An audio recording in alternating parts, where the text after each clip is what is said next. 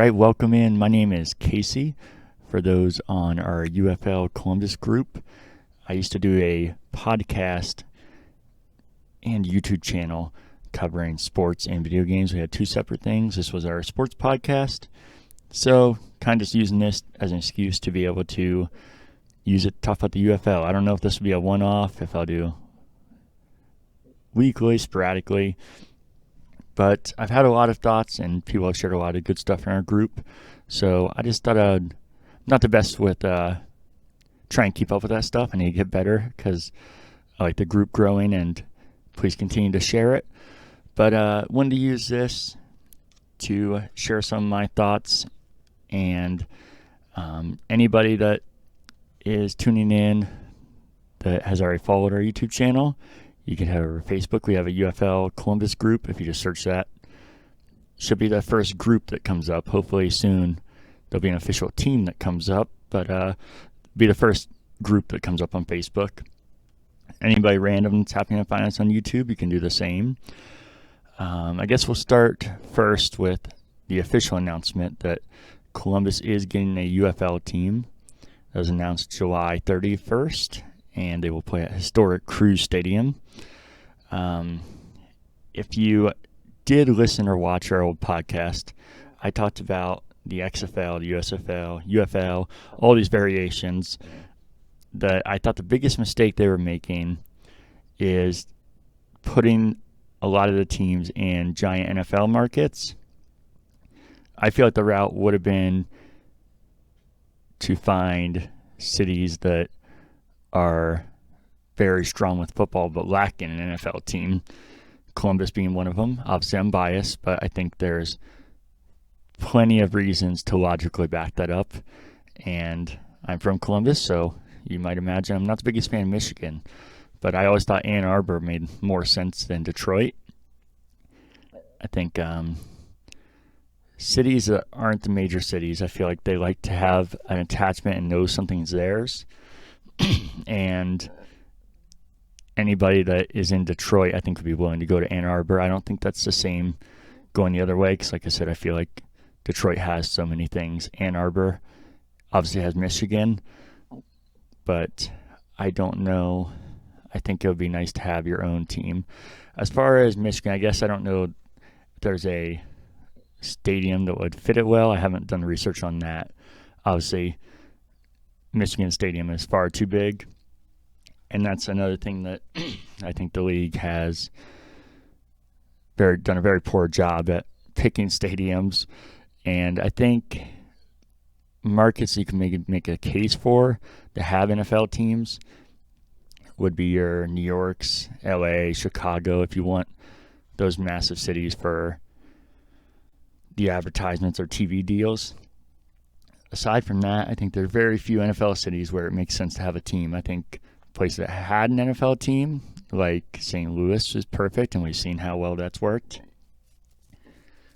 But I think you're much better off finding your Columbus, Ann Arbor, Oklahoma City, places that are big on football and or at least sports, and trying to find those markets. And with this announcement of Columbus, it was announced because Mike Rapoli, a billionaire, became co-owner of the league. And it seems like a lot of things that I have said, and I'm not alone in that. It's not like I'm a genius. I feel like it seemed pretty obvious that would be the way to go, is to find these type of markets, find stadiums that are MLS stadiums that hold 15 to 30,000 fans, or college stadiums if they're fitting. And it seems like that's a lot of the way he wants to go. So I was excited about that. When this was the first kind of coming out, it was a rumor, not announced, that 4 teams would be moving. And I was bummed on that because the rumors initially were there's 8 teams in the UFL currently, and the rumors were they were going to add 2 teams to bring it to 10. And as much as I want a team, I know how much it sucks to lose a team. So I'd prefer to not have to take our team from another city. But if that's the only way, then I still want a team, but I wish it could be with not sacrificing it from another city, because like I said, I know the pain. And I think leagues have the right to move teams, but I think they should do everything they can to try and make it successful and not blame the city or the fans unless it truly is that. And with the UFL set up, I think it'd be hard to blame anybody except the league at this point. But also, the league has to get going if it wants to survive, so it's kind of a give and take, unfortunately. But since then, the Birmingham Stallions, I guess I should say Birmingham, Houston, Memphis, and Michigan were the 4 teams rumored to relocate. Birmingham is officially staying. Michigan seems like it might be on that path, and then seems to leave the other 2. So it seems like Columbus is going to get Memphis or Houston, and then there's another city that's going to get a team that's not even announced yet. The rumors are maybe Louisville. But that's where we stand now. Let's see how I want to go at this. So I think I'll start with the stadium, because I had a lot of thoughts as this process was happening and didn't update it. So some of this is kind of not relevant now. But my thought, because I thought a lot about a team coming here even before the announcement, I wanted a pro team in Columbus as long as I can remember. I want an NFL team, and that's never going to happen because we had the Bengals and the Browns. So we're never going to get an NFL team. So I've looked for alternatives most of my life. We'll get into that more later. But while I was doing that, I was thinking of stadiums that were possibility to be able to happen. I think the 4 that I came to, and you might laugh at these initially, but I'll explain. Ohio Stadium, Fortress Obetz, Historic Crew Stadium, and Lower.com Field. So we'll go at these one at a time. Ohio Stadium, obviously, is your biggest stadium at almost 103,000.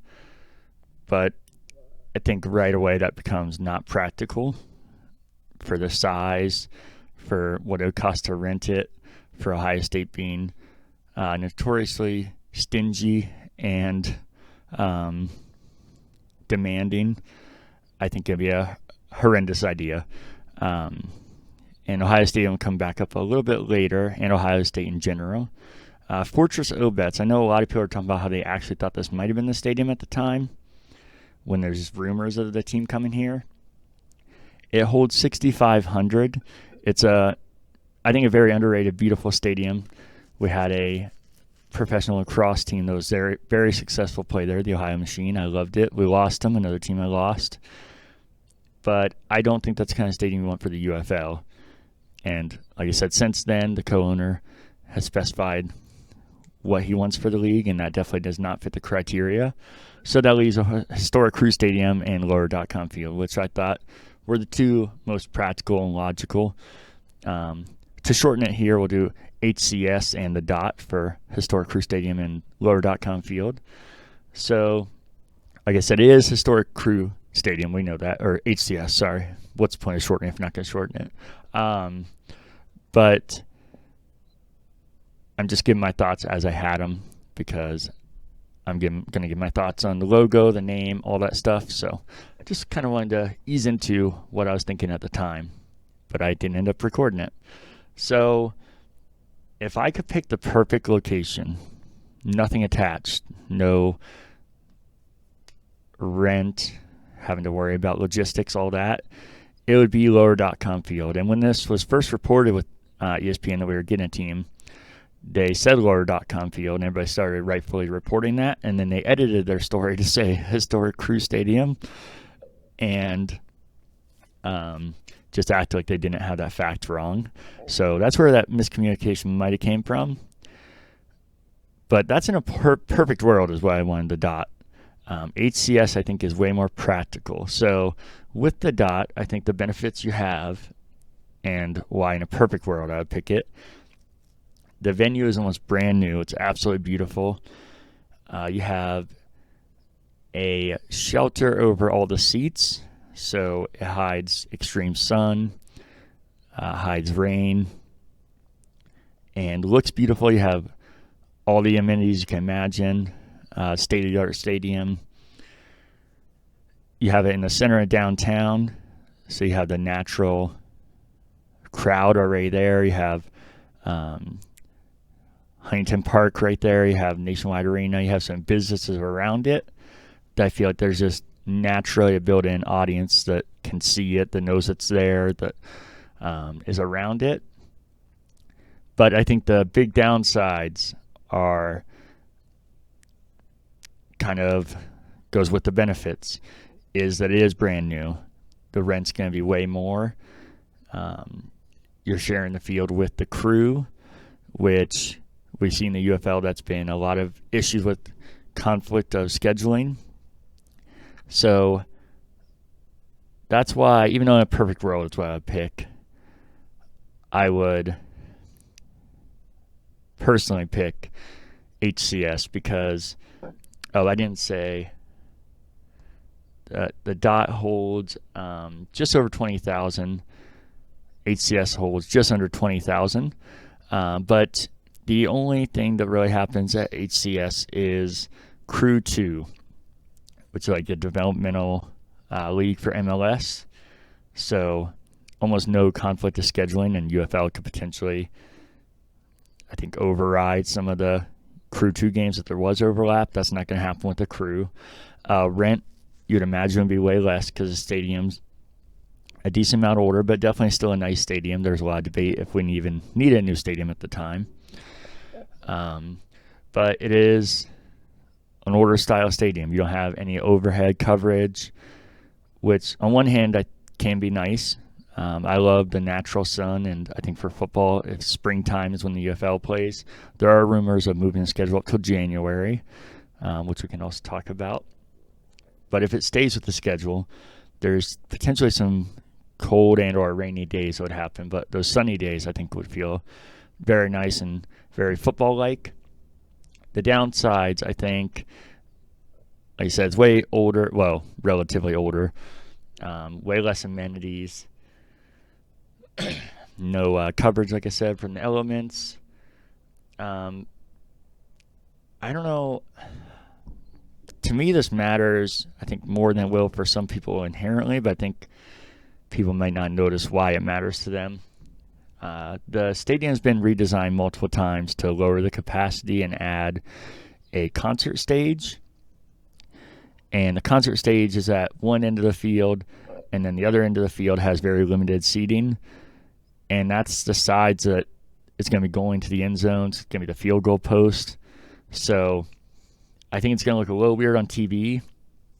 And I feel like it loses the element of having like the crazy sections right behind the field goal post and the waving and everything. It's pretty much going to be the side fields are going to be your main attendance.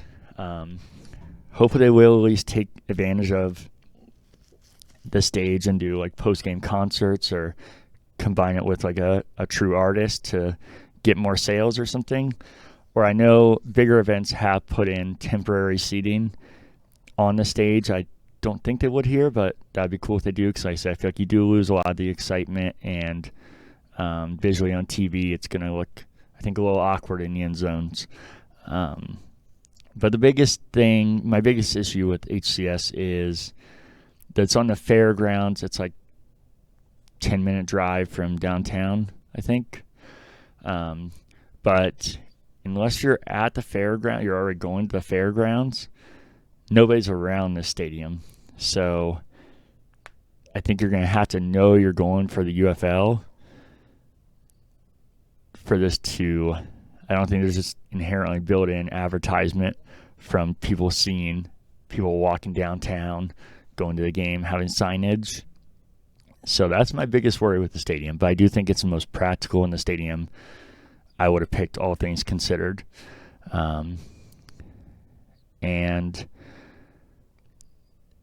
they should, I've been to a few Crew 2 games. The stadium is very limited because they get very small crowds there. All the MLS Next Pro teams do. That's not a diss. But they have very limited crowds. They have most of the sections, or like the concourse to walk around the stadium, are closed off. There's only a couple concession stands. There's very small gear. So if they're wanting 15 to 20,000 people a game, which is what Mike Rapoli said, or maybe 30,000, which obviously is not possible here, then I would hope that you would have that in the stadium as well, accounted for with concessions, employees, definitely merchandise, all of that. So I jump around a lot. I'm not the best talker, but I think that's it for stadiums. We might go back to it in a bit. So next, let's move on to names. Probably the names, identity, colors, all that. Probably the most exciting thing about a new team coming. So the main two that have been floated around are the Columbus Aviators and the Columbus Bulldogs. The Columbus Aviators, that one seems to be very divisive. Between those two, I'd prefer the Aviators in a heartbeat.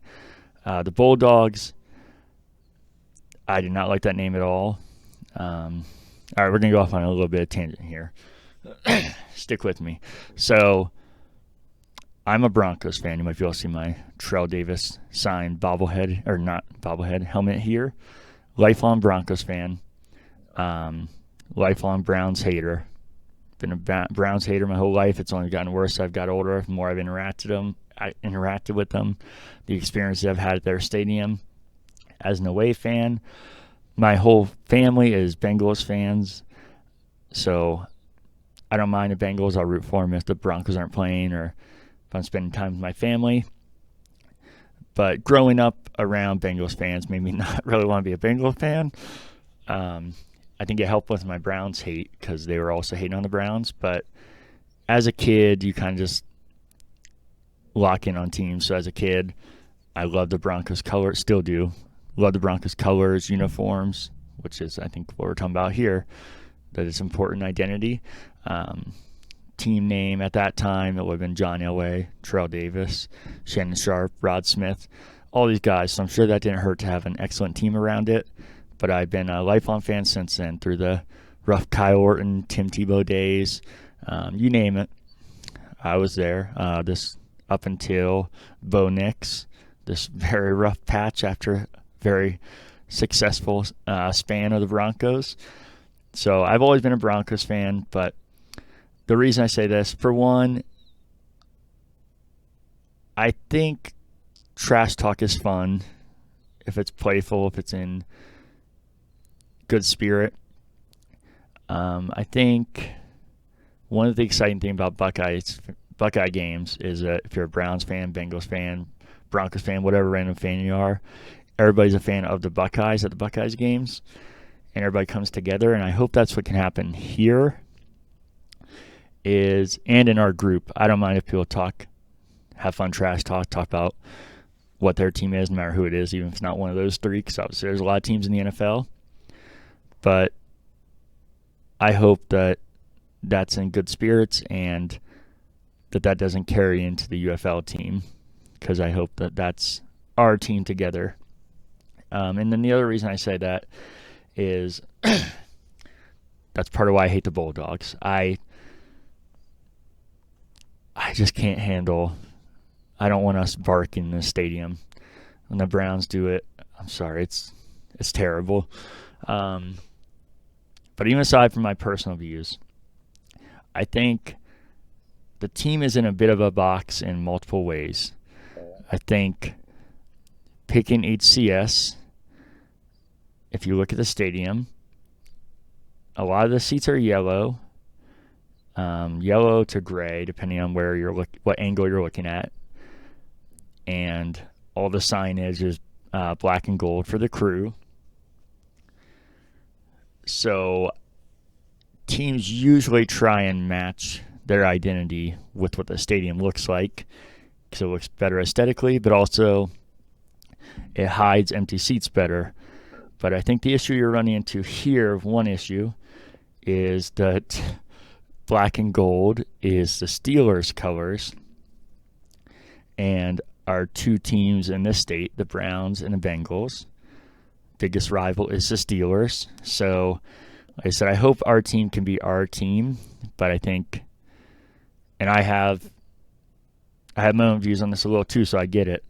I think it'd be hard for a Bengals or Browns fan to rock black and gold and to buy a jersey and to want to wear black and gold to a football game. Maybe if they're soccer fans, they could do a crew game. Maybe can separate it a little.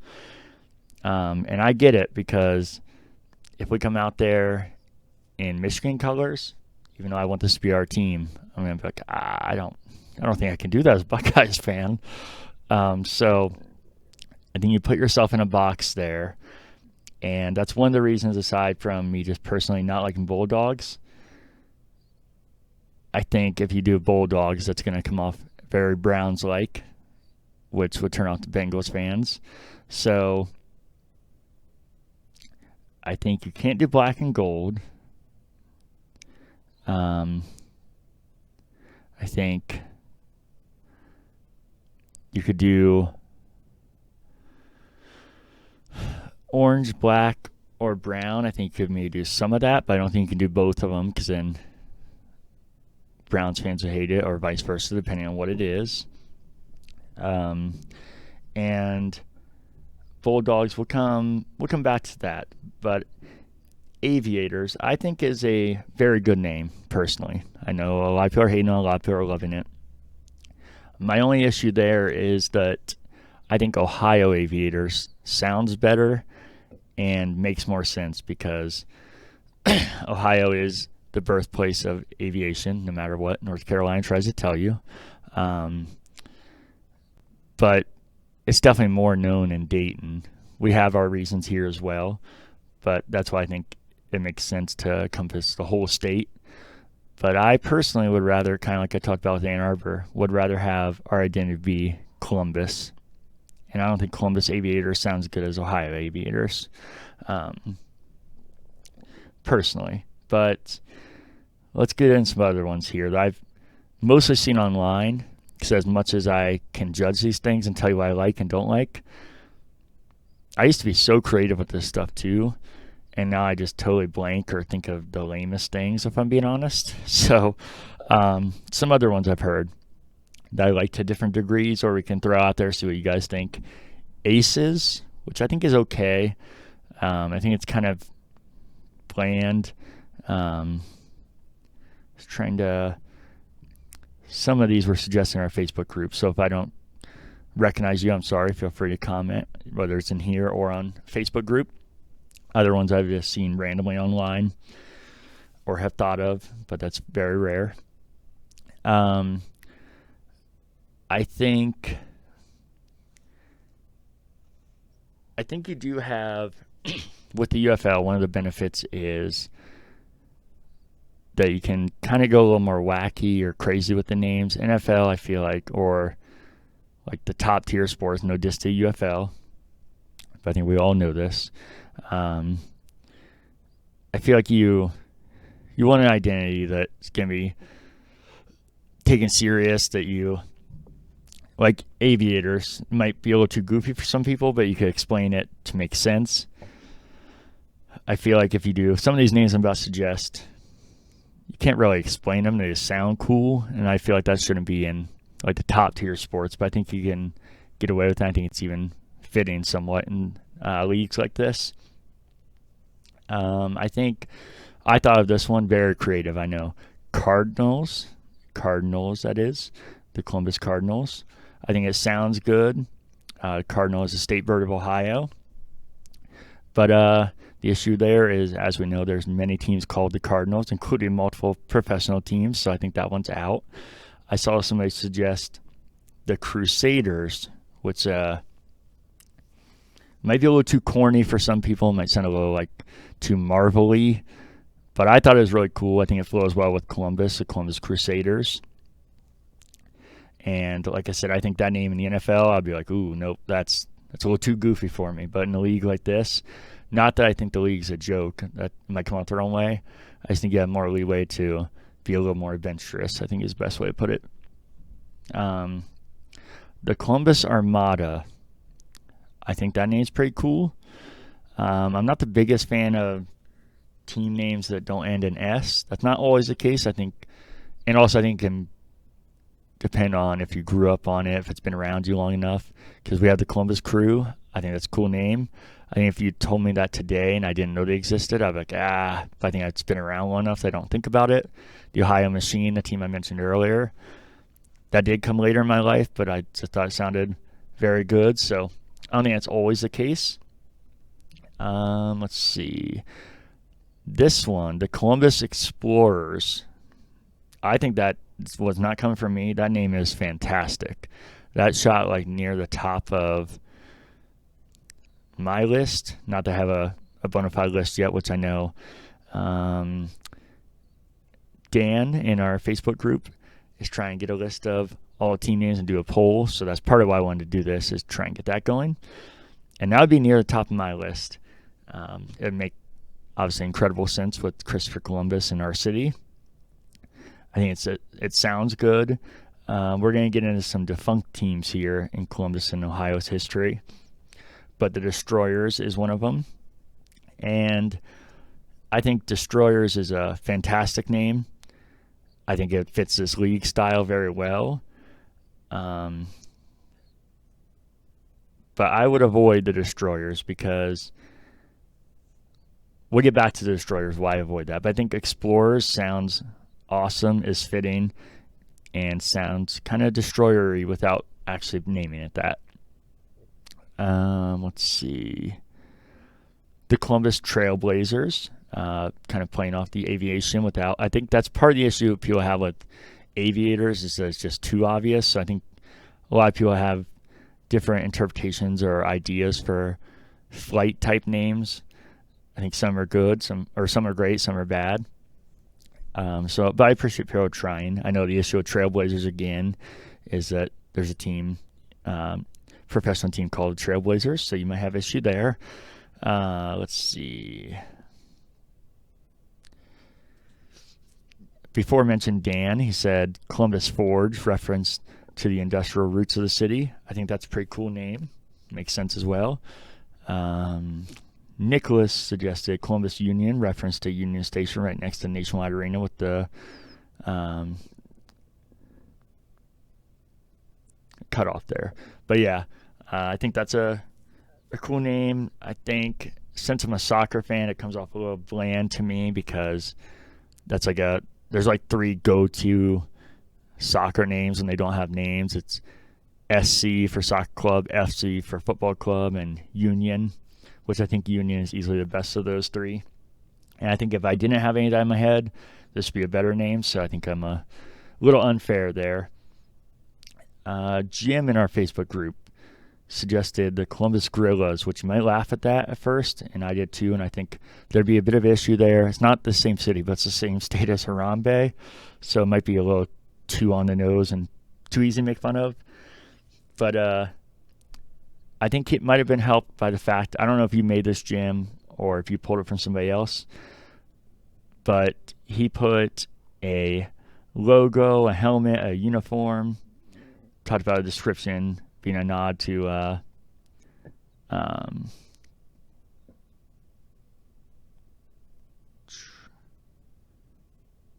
Kolo, was that his name? I feel like I'm losing it here. But it's the gorilla that was widely known as the first gorilla to be born in captivity anywhere in the world and the oldest. And he was like a Columbus legend. I thought it was a different name. Maybe I'm losing it. So I'm going to trust this here. Hope it's not AI, but I'm just trusting. That's why the name is wrong, because that doesn't sound right to me. But we'll trust it. But like I said, I think that might be helped by the fact that I am being able to envision it. I think that's part of the issue. I am horrendous at artwork or graphic design. I wish I was good at it. I know Matthew in our group, he's like an actual graphic designer. He made one for the Ohio Truckers, I think is what he did.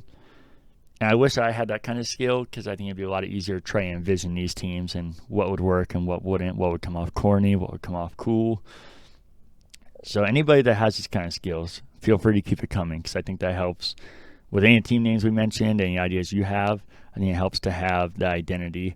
I think it's hard to pick team colors and all that without having a name, and vice versa. So a couple other things. I think a hilarious one, I wouldn't actually do this, but the Columbus Mad Cows, throwback to, if you know the history of the Columbus Blue Jackets and how that was almost our NHL team name, and thank God it wasn't. And even though, like I said, it can be a little more adventurous in this league, that might be a little too adventurous, even though it would be hilarious. I'd be a little embarrassed. So the Bulldogs, going back to that. The issue I have with Bulldogs, aside from, like I said, the not literal connection to the Browns, but the connection I think of pull from the Browns, is that was the original team in Canton, the Canton Bulldogs. And I don't know if I said this, the reason Bulldogs and Aviators come at the most is the UFL trademarked that, but a lot of times companies trademark all kinds of things and never use them. But that's why these are coming up the most. And I'll be very disappointed if it's Bulldogs.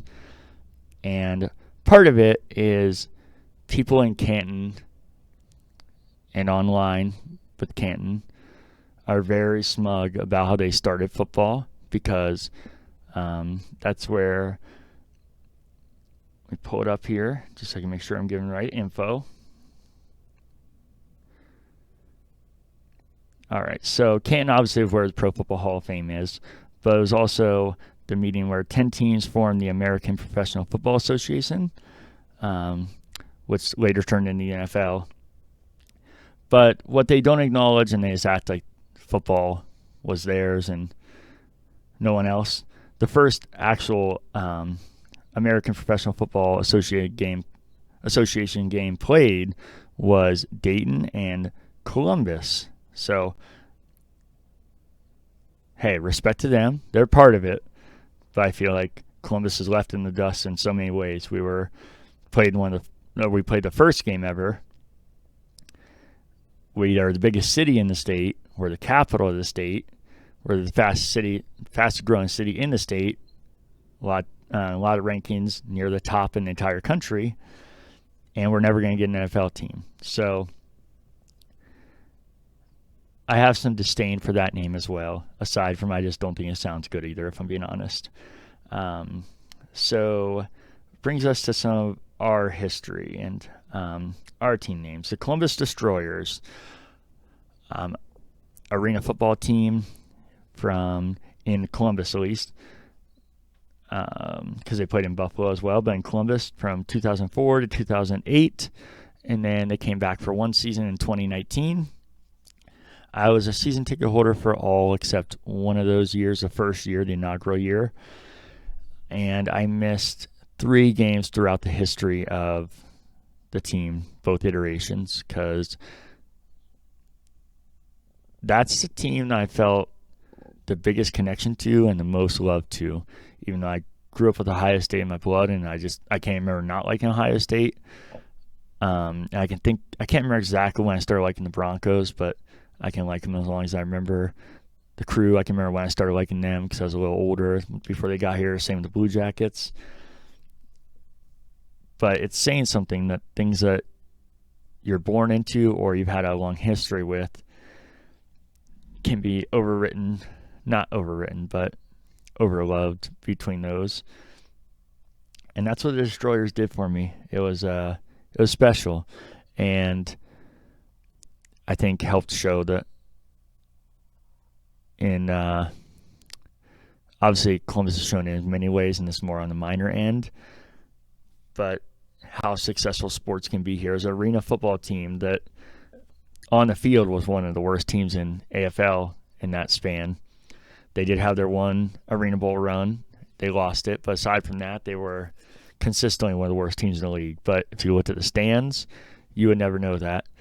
I don't have it up. I should have, but I believe they averaged 15,000 throughout their existence, their first iteration here. Their first season, they sold out every game. There's at least one season when they drew better than the Blue Jackets, which is bonkers. 2019, it was a different story. They averaged, I think, 7,000 a game. So a lot of people didn't think it was a failure. And again, absolutely terrible team on the field, maybe even worse than the first iteration. But I think you have to look at things as a whole, and the league was not what it was when Columbus was here the first time. The league folded multiple times. There's a lower scale, way fewer teams, and Columbus was still one of the top drawing teams even with that attendance. And they had, I believe, 3 months to market and put a team together. So the fact that you got 7,000 people, I think, is remarkable and shows what the city can do. A lot of people see it differently, but I think that's not looking at the whole picture, which will come back up later. But yeah, the Destroyers. So don't know how well you'll be able to see it on the camera here. Some of my old gear, the original Destroyers. I think awesome colors. When the Destroyers first got here from Buffalo, they had a lot of Buffalo's look still to them. It looked cool, but you could tell and this is the first iteration, you could tell that it was pushed here fast. Then they tried to shed that and make their own identity. They were cool, but you could tell they looked bland. By the end of it, I think their uniforms were awesome, like top tier. And if you could literally just transfer that to the UFL and have the identity and everything, I would go with it. Like I said, I wouldn't because of the history. I think the team leaving twice now and people actually knowing who the Destroyers are, that's why I always avoid it personally, even though I think all those things are true. I think a lot of people be like, oh, no, I know what the Destroyers are. They folded twice. Last time nobody was there. They suck.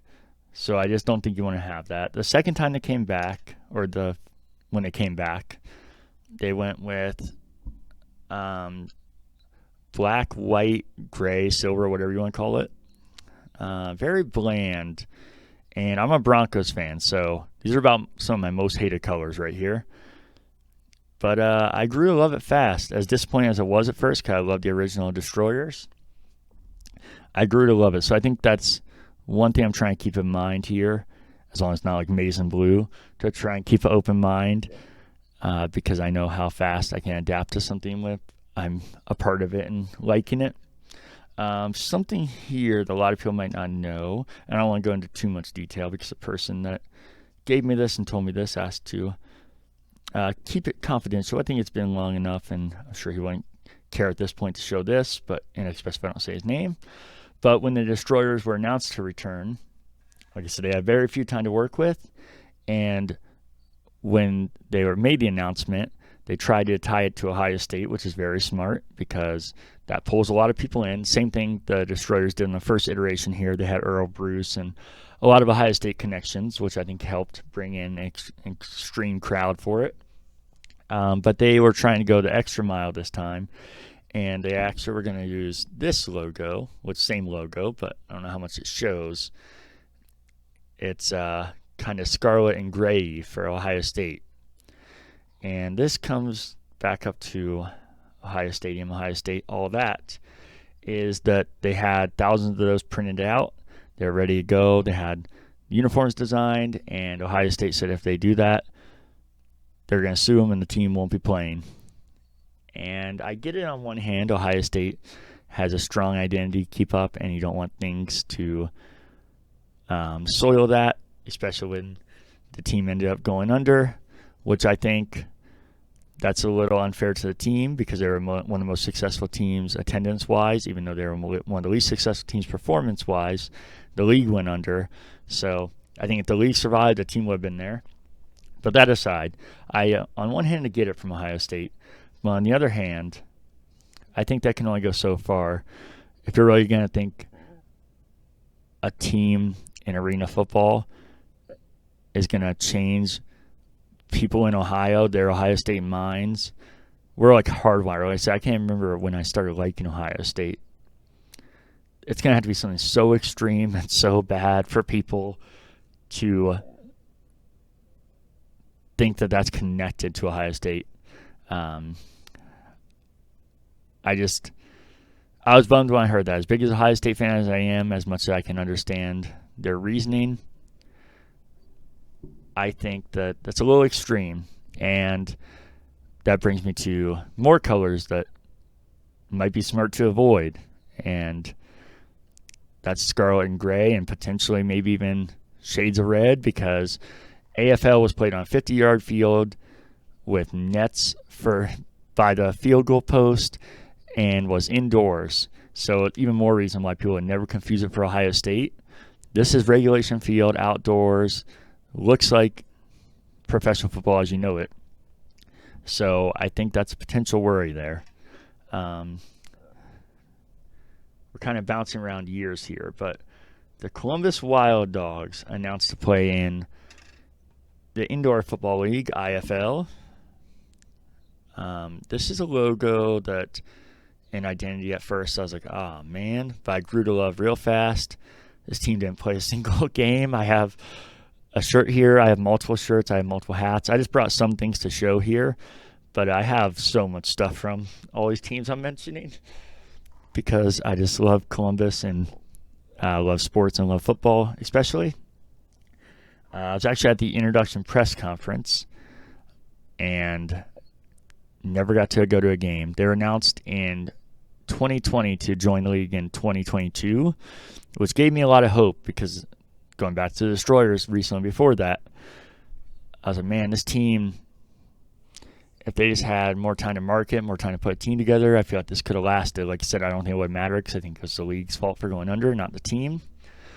But I had a lot of hope for this because like they're doing it right. They're not rushing it. You need time to plan all this stuff. And then the team never played a game, and they handled it absolutely terribly. They tried to not give people their season ticket deposit back. They kept pushing the starting date back, but then wouldn't talk to people. And the crazy thing is, it's been so long now, the Wikipedia page is gone, but the official website is still there. And it's not even like a redirect that takes you back to the IFL's website. It's literally the Columbus Wild Dogs website. I don't know who's paying for this thing.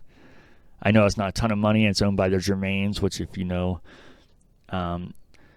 Columbus, it's a giant car dealership, so they got a lot of money, but I don't know what the point of running this website is still. The Columbus Thunderbolts, very old school AFL team.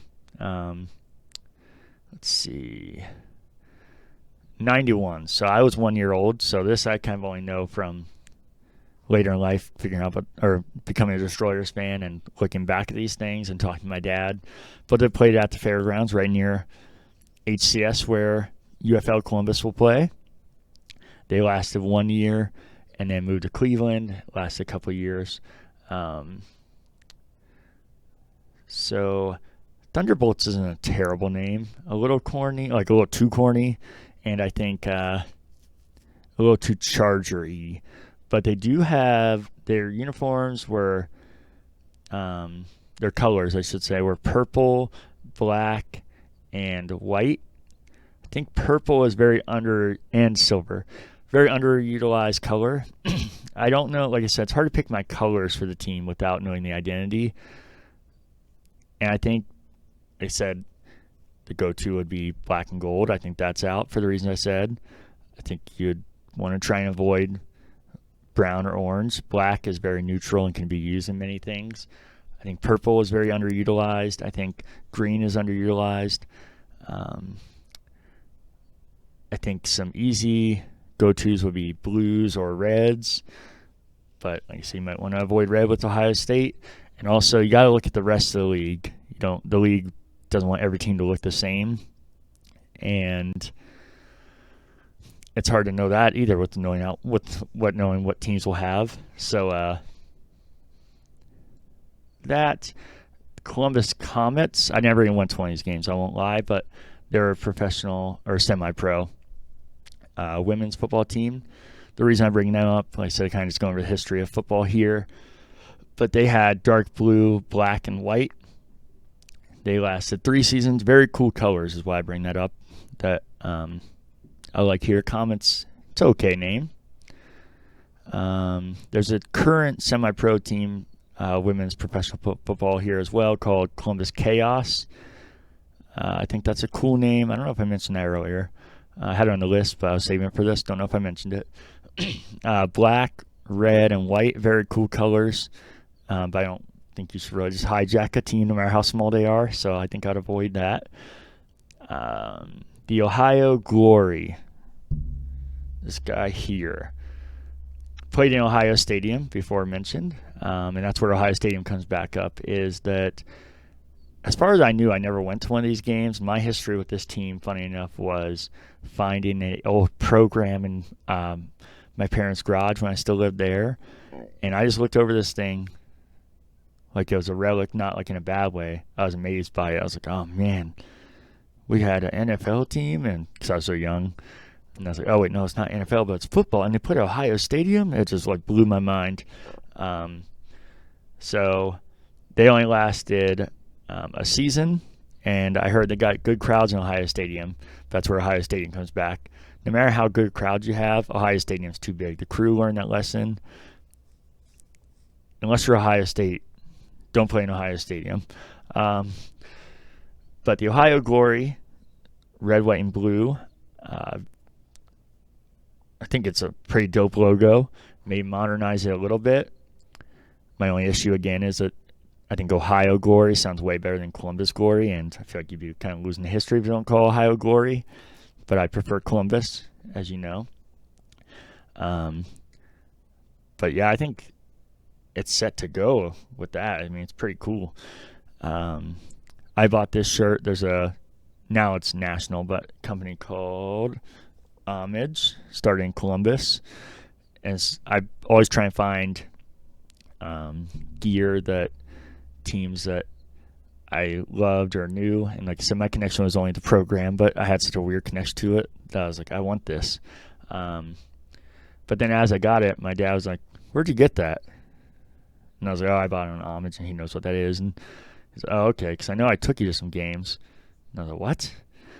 And then I was like, now I guess I was a fan, even though I was 2 years old. But I guess I was at these games, so maybe that's why I loved it without knowing. And then going way back, before mentioned, Columbus team playing the first NFL game, the Columbus Panhandles. Sounds like a terrible name on the surface, I know, if I could type here. I think they're maroon and, say, gold. Very USC-like, which I'm not a fan of USC, but I think it's because of my hatred for that. So I don't think I judge it fairly because I look at this. I'm like, this is cool. It'd be a throwback to Columbus playing the first NFL game. It'd be a throwback to the fact that we will never get an NFL team, but we deserve it. I think Panhandles, everybody's going to think of homeless people now, but you got to think back to this was, 1920? So this was in reference to like the Pennsylvania Railway and panhandles then, not panhandle shops, not people panhandling money. But unfortunately, I think that's how people would see it. So I think that one's probably a no-go. But as cool as I think it would be, I think that one's out of the question, unfortunately. What else do I want to say here? I know I've rambled. I'm sorry. My team for the XFL and then the UFL was the St. Louis Battlehawks.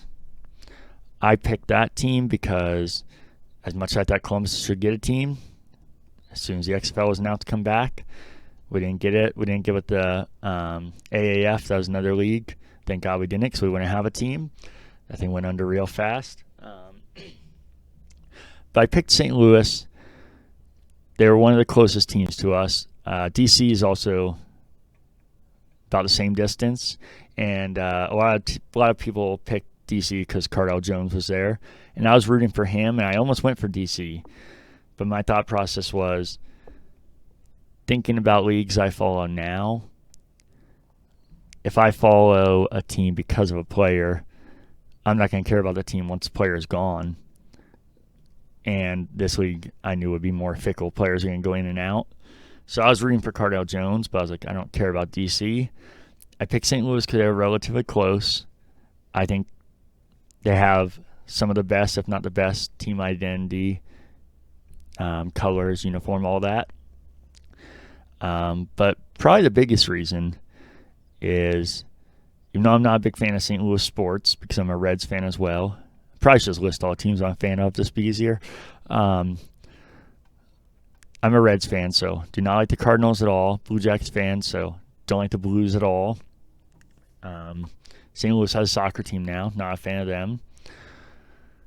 But I always kind of like the Rams. I was at the young age that was Kurt Warner times, greatest show on turf.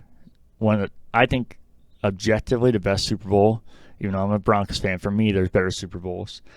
The Rams Titans Super Bowl, I think objectively is the best Super Bowl ever, and I remember watching that and loved it. I thought not only was it a crime the NFL took St. Louis's team from it, but then gave LA two teams that it doesn't care about at all. And I can't believe it. So when St. Louis got their XFL team at the time, UFL now, I was like, that's who I got to root for. I even went to the first XFL game in St. Louis. It was an electric crowd. You could tell the energy there. I could feel it. And why I referenced the Crew earlier is we almost lost our team in a very similar scenario. Luckily, we kept our team, but we were that close to being the Rams. And I could feel that energy in there that I was feeling when we were going to lose the Crew, but they were actually going through it. And a chance of, I'll censor myself here, even though on this channel I usually don't. I'm trying to be better in case there's kids or anything. I think the chance that they were saying for Stan Kroenke and the creative things they're coming up with, you could just tell the energy. I loved it. And I said at the time that I knew that I was fleeting. As soon as we got our team, not only was I done with St. Louis, I was going to hate them. They were going to one of the close teams to us. They would be a rival team. I was done with them. But I think in that time, I got a little bit of a connection to them. They're never going to be my team once we get our team. It'll be Columbus. But I think it'll be kind of like the Bengals, where if Columbus is out of it or Columbus isn't playing, I'll root for St. Louis secondarily, which I thought would not be the case at all. But I think that's the terms I've come up with now. And if they ever play each other, depending on what they do with line divisions or whatever, it might not even be possible if they ever meet in the championship. No doubt I'm rooting for Columbus. Not only am I rooting for them, I'm okay if they win 100-0. But, yeah, I appreciate St. Louis. I think a lot of people in UFL fandom don't like St. Louis because they're like the crown jewel of the team. And I partly get it because it would be frustrating to just be like, yeah, we get it. St. Louis is great. Our cities are nothing. But I think you also do have to appreciate that if you didn't have St. Louis, this league might not be around. So I think you have to keep that in mind.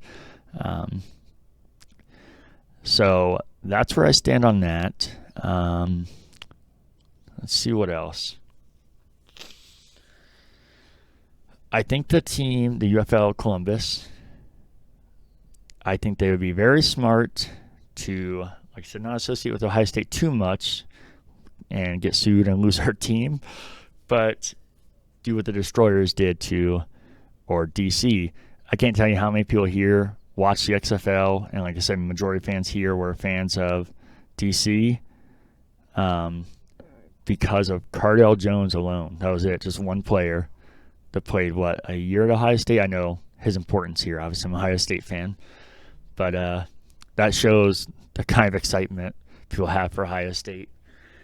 So I think it would be smart to find coaches or players that fit that mold. But I think you can go too far. I think that's a mistake the Destroyers made. Earl Bruce, a legendary coach, obviously very successful, but making him the coach of the Destroyers, he had no idea what AFL was. They used his name. I think it obviously translates a little easier to UFL just naturally because it's a similar style of play. But I think you don't want to go overboard and get Ohio State just to get Ohio State and then not be successful. Because Like I said, the Destroyers were lucky enough to have a hardcore fan base no matter how bad they were. But I can only imagine what that would have been if we were consistently good on top of the Ohio State connections, because we were consistently one of the worst teams and consistently one of the craziest, most filled arenas in the league. So I hope they can find that balance. What else? You can officially get your UFL Columbus season ticket deposits. I'm going to try and put that. I don't know if it'll let me put in the description. I'm going to try and put a link for that in our Facebook group. If it doesn't, I'll comment, and you'll probably have to copy and paste unless it lets you click on it to each of those. I was going to place my UFL Columbus deposit. I'm getting season tickets, no doubt about it. My friend Derek is also in the group. He's getting them, but he's going to be on vacation, so I'm waiting for him to get back. I'm hoping the team doesn't make anything official by the time we get them, because I want to be able to be on a deposit with him, but I also don't want to leave him hanging, so I'm trying to wait it out. I'm a little bummed because I almost made it, because I was like, man, what if I was the first? And I was like, there's no way. And then I saw, I can't remember his name, another YouTuber does a great job. I recommended him in our group. He posted a screenshot, and on Ticketmaster, it'll show you, like, for example, it'll be like section 101, seat 1, row 1. So I think it's a little harder to tell for pre-existing teams. Sometimes that could be randomized. They might just be starting at a different section. But with UFL Columbus, in hindsight, I think it's exact, because it's starting at general admission 0,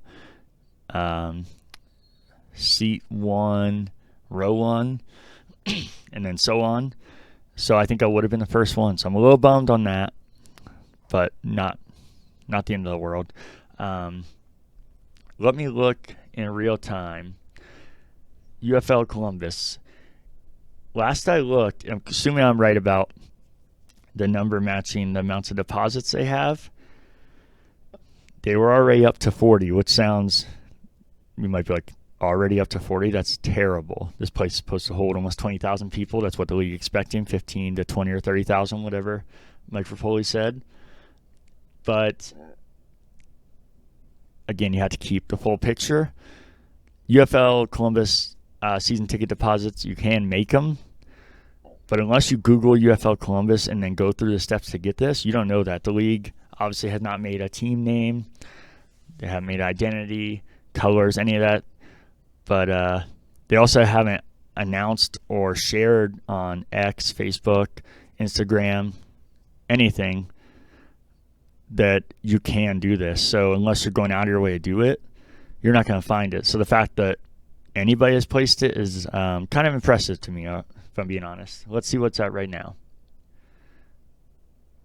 So, okay, so it's general admission 1, row, general admission 0, and it's at seat 39. So I think this has been available a week now, and you sold 38 season, includes, assuming I'm right, season 38 season tickets. Well, deposits, obviously, these have to translate to full season tickets, and some of those people are going to drop off. But I would imagine if you're the kind of person who made a deposit without even knowing that it's really public, those aren't going to be people who drop off. I'd imagine all those people are getting it.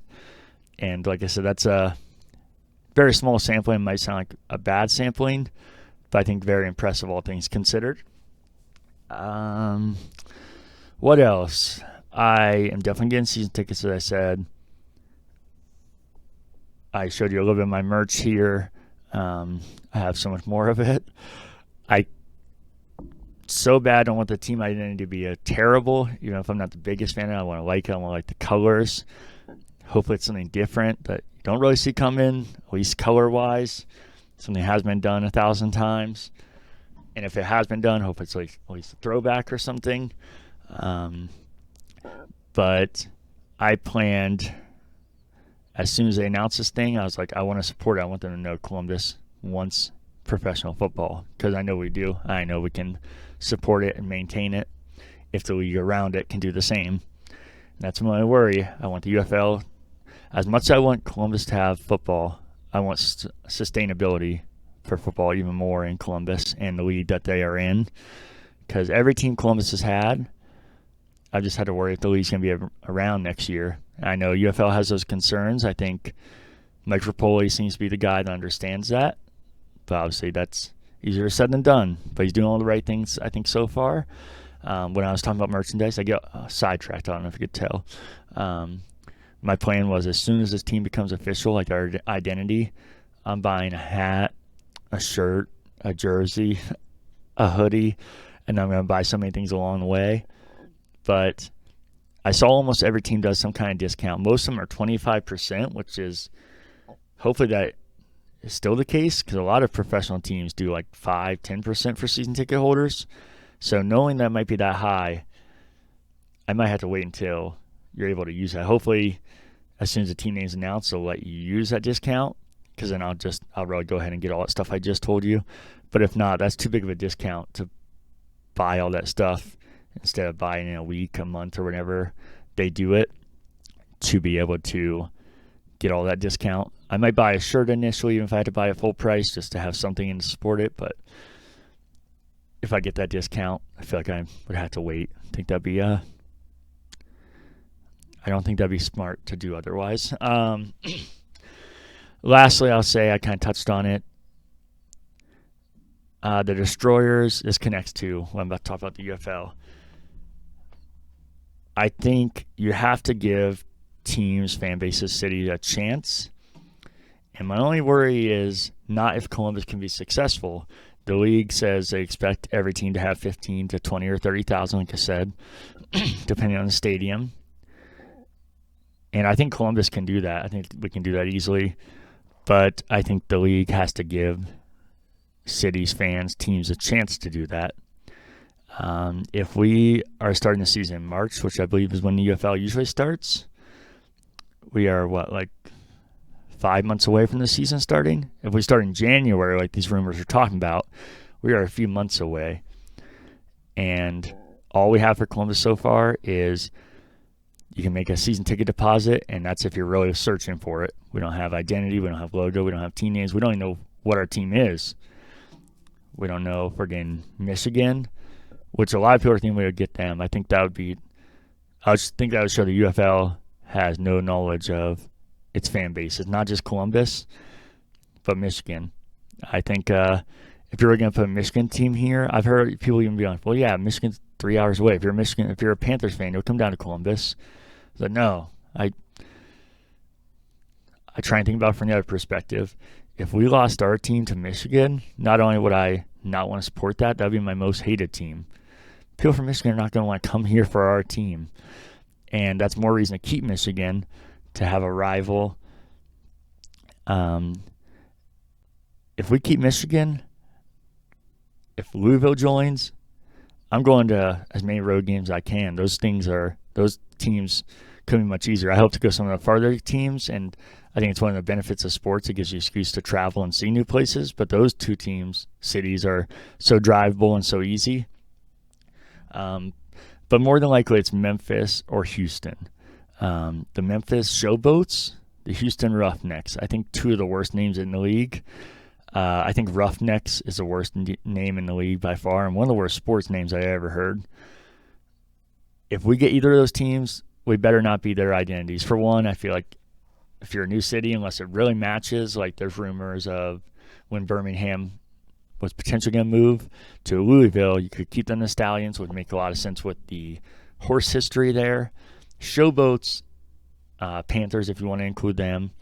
Like I said, I think that'd be insane. But if you want to include them, or Roughnecks, have no connection to Columbus, don't sound good for Columbus.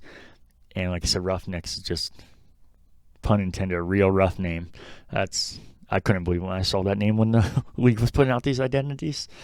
But yeah, we still don't know what our team is. So I think if the league really wants this, they have to keep the expectations that, well, you have months to market this team, sell people, tell them where they're playing. I think you're going to have to expect a smaller crowd, at least the first year. And I think the longer-term issue with that is people, unfortunately, love to go with what's popular or what people talk about, no matter how good the product is. That's an issue a lot of people have with the AFL, is you had a lot of smug fans that were like, well, it's not the NFL, so why to watch if it's not the highest tier. They'll be in the NFL for a reason, even though a lot of people in the AFL transitioned to the NFL, and AFL was its great product on its own. Unfortunately, people base their opinions a lot based off of what other people are basing their opinions on. So if they have 10,000 a game even, I think that'd be amazing for the short amount of marketing and everything they're going to have to try and put this together. But even that, the stadium is half full. It's not going to look great, and then people are seeing it on TV, and then I would hope that doesn't spill in next year of being like, well, yeah, it didn't look that great. Nobody's really into it. You want a full stadium, like Mike Rapoli said, and if that's what you want, you have to give every market the best chance to get that. And that's another thing the league has struggled with is they're located and all headquartered in Arlington, Texas, and then they travel to these games. They're not home teams like the Columbus Crew, Blue Jackets. Obviously, there's players that don't live here. There's players that do, but players that don't. But the teams are stationed here. The marketing teams are here. There's promotions. They go to all kinds of events. When every team is stationed in Arlington, they're here the day of the game, maybe the day before for practice or whatever. There's not a great way to build advertisement. There's no community events like the Blue Jackets. Any team does this. Do a lot of community events. You can't do that. I know that's one thing Mike Rapoli said they want to try and spend at least a few days each week in each market with the hopes of being doing that permanently like most leagues do, because also league is every team is owned by the league, which I know the end goal is to get owners. I think there's plenty of business people and sports owners here that would like to buy a successful team, but they have to see that.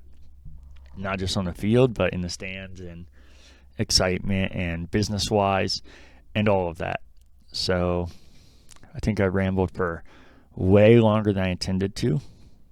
Hopefully you guys are excited as I am for UFL Columbus. Feel free to join the UFL Columbus group. Share the word.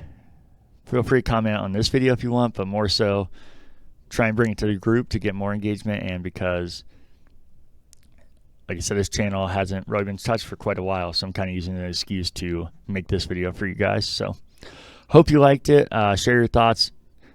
Even criticism, feel free to share. I just prefer it to be constructive and kind of like what I talked about, trash talk, to be friendly and good-natured. See you guys.